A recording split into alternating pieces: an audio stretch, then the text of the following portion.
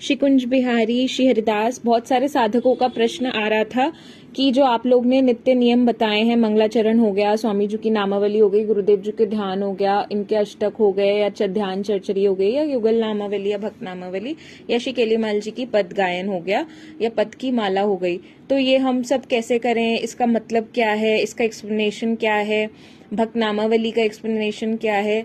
तो ये सब चीजें हमें अपने भाव अनुसार करनी है। जरूरी नहीं है कि हमें सारे नित्य नियम पाठ ही करने हैं। हम सारे नित्य नियम पाठ कर रहे हैं ताकि हमें श्री हरिदास नाम का रटन आए, ताकि वो निरंतर हमारे हरिदास नाम हमारे जिह्वा पे और हमारे मन मस्तिष्क पे चलता रहे। इसलिए हम ये सारा प्रयास करते हैं नित्य नियम हमसे बन पाए। लेकिन अगर नहीं भी बन रहे हैं, कोई सखी अगर केलीमाल जी की माला भी कर रही है, तो उस पे भी उतनी ही कृपा होगी जितनी की पूरे नित्य नियम करने वाले साधक पे होगी। तो भाव से करना है, जो भी करना है। जरूरी नहीं है कि हमें सब करना है, सब चीज के लिए हमें आना चाहिए, जरूरी नहीं है। और स्टेप बाय स्टेप चलना है, हड़बड़ाना बिल्कुल नहीं है कि ये भी कर लूं वो भी कर लूं, है ना। तो आप बेहतर जानते हो कि आपको अपने प्रिया प्रीतम को कैसे रिझाना है, वो कैसे रीझेंगे, वो आपके प्रेम से और आपके भाव से रीझेंगे। तो आपका भाव अगर मंगलाचरण में है, उसका एक्सप्लेनेशन भी दिया हुआ है, तो उसको भाव से करिए। सिर्फ एक चीज को पकड़ लीजिए और उसी को अच्छे से करिए। अगर आपका केलीमाल के पदों में ज्यादा भाव है तो उसको अच्छे से करिए, तो कृपा बराबर होगी, कृपा में कोई अंतर नहीं आएगा।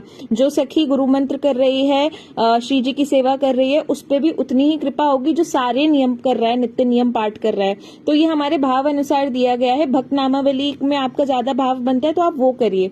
कोई भी परेशान नहीं होगा साधक की ये नहीं हो रहा वो नहीं हो रहा, सब हो जाएगा। धीरे धीरे चलिए, स्टेप बाय स्टेप चलिए, ठीक है। और सारे नियम करने की आवश्यकता नहीं है, बस जो बेसिक जो नियम करने ही करने हैं। गुरु मंत्र की माला करनी है ना, और नित्य जो आरती आप अपने मंदिर में करते हैं वो तो करनी है। और नाम जाप में निरंतरता लाने के लिए हम ये नित्य नियम करते हैं, ताकि हमारा हर क्षण श्री हरिदास नाम चलता रहे।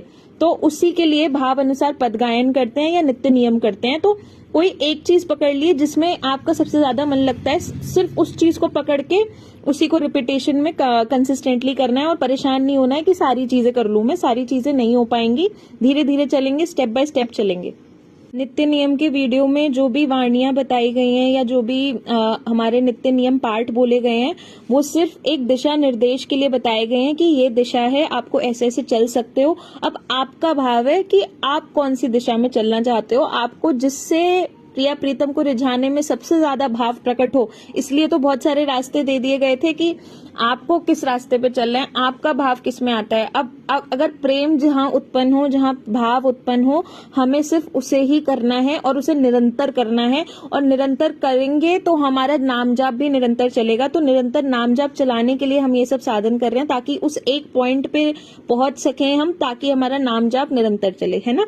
तो कोई भी साधक परेशान नहीं होगा कि मेरा नित्य नियम पाठ में मुझे सब कुछ जानना है, मुझे सबके मीनिंग्स जानने हैं, मुझे सारी चीजें करनी है। वो पॉसिबल है भी नहीं, है ना, पॉसिबल नहीं है। धीरे धीरे स्टेप बाय स्टेप एक एक चीज डेली बेसिस पे सीखेंगे और उसको कंसिस्टेंटली 2-3 मंथ्स करेंगे, उसके बाद आगे बढ़ेंगे, है ना। फिर धीरे धीरे ऐसे अगर हम हड़बड़ाएंगे ना तो कुछ भी नहीं हो पाएगा, हम फिर पीछे रह जाएंगे, हम कुछ नहीं कर पाएंगे। इसलिए एक चीज पे फोकस करें, मंगलाचरण पहले उठाएं, है ना।